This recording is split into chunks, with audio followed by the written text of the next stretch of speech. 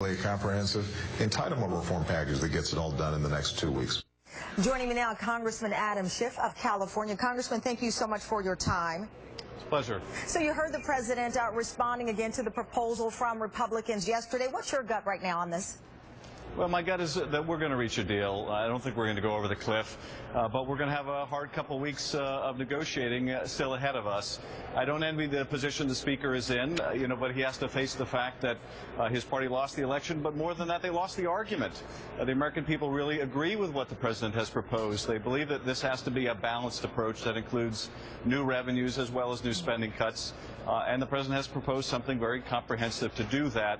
What the Speaker has put forward, I look at as kind of an opening offer, not much really there except a promise of cuts in the future. I don't think that's going to be enough to give confidence to the public or to the markets. We really have to have specifics, and I think it's pretty clear that we ought to let the upper income tax cuts expire. We really have to. Sir, you say you don't envy the position that Speaker Boehner is in. Is that an indication you believe he's being pulled in multiple directions here? You've got some conservative members of his party as well as conservative media outlets kind of putting their heel on his back, if you will, and perhaps even another portion with Congressman Cole, for example, in the caucus saying we've got to get this deal done. We are Republicans, but we are Americans first here. Well, and I think Congressman Cole demonstrated a lot of bravery with that, but it reflects the attitude of a lot of Americans, Democrats and Republicans alike, that this has to be a shared sacrifice and it has to be a balanced plan. But I say I don't envy the Speaker because he has always had this problem in governing his own Republican conference. There is a hardcore group of people that are in his conference that came here to tear down.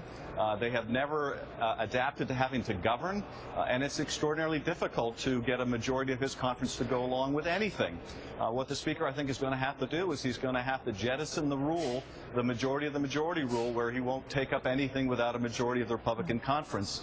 He can get something strongly bipartisan, but it may mean having to take on that conservative clique in his conference and say, look, we have responsibility to govern, we have responsibility to do the right thing, and the American people are counting on us, and we have to acknowledge that the argument we made against any kind of tax increase on upper-income families, we've lost that fight, we've lost that argument. It's time now to come together and compromise. Let me play what Senator Ron Johnson said on CNN just this morning regarding the President and what he says the President is not understanding here. Let's play it.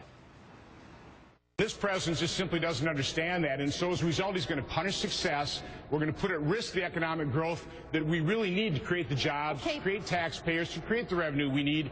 So you're again hearing some Republicans, of course, that's the senator, saying that the president does not somehow get economic growth. A lot of them focusing in on the stimulus money the White House wants as a part of this deal. What is your response? I mean, you've got polls that indicated, the exit polling right after the election, that most Americans were in support of people who make over $250,000 paying a higher tax.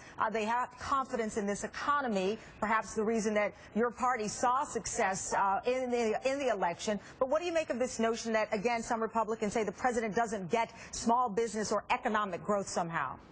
Well, I think the people roundly rejected that. They do think the president gets it. That's why they voted for the president.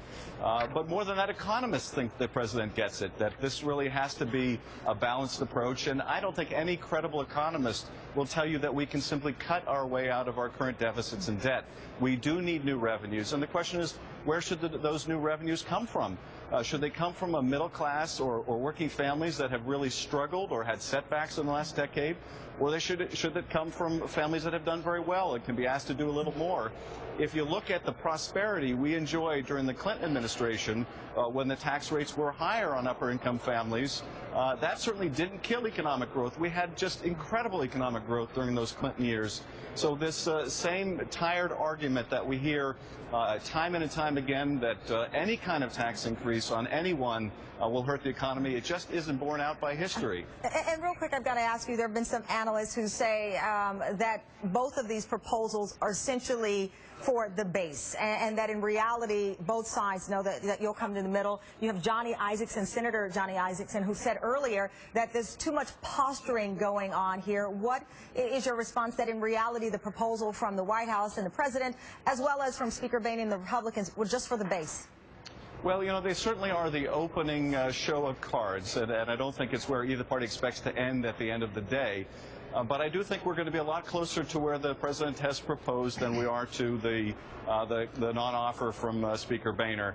I think that's reflected in what the American people want to see happen, and I think we'll see a final result much closer to the president's proposal. But yes, there is a choreography to this. Neither side wants to negotiate against itself. And I think that there was criticism, and the last time we were in a fight like this, that the White House showed their cards too early. So I think the White House strategy is a good one and consistent with what the American people want to see. Congressman, thank you so much for your time.